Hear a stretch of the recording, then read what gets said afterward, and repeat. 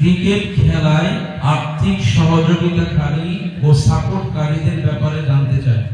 Cricket খেলাও জায়েজ নয়, শরীর চর্চার জন্য চাই যখন টাকার হারজিত নেই। আর যখন টাকার হারজিত আছে তখন এটা হারাম, তখন এটা জুয়া। 4 শ্রেণীর মানুষ জান্নাতে যাবে না।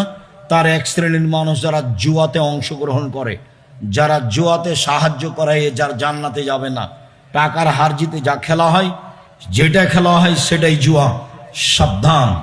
ফুটবল, ক্রিকেট, আন্তর্জাতিক খেলা যখন হয় তখন সেটা একবারে কি ওটাকে বলেন, প্রজেক্টর লাগিয়ে দেখা তো বহু দূরের কথা, আর গল্প যেখানে চলে সেখানে বসে দেখা হারাম। বহুদিন থেকে বলছি। 3 শ্রেণীর মানুষ পাপী, বড় পাপী। তার 1 শ্রেণীর মানুষ কেউ যদি কাউকে বলে, আসো জুয়া খেলি, খেলেনি, খালি বলেছে আসো খেলি, তাহলে তাকে কাফারা দিতে হবে। 10 জন ফকিরকে 100 কেজি করে চাউল দিতে হবে। খেলেনি, খালি বলেছে আসো খেলি।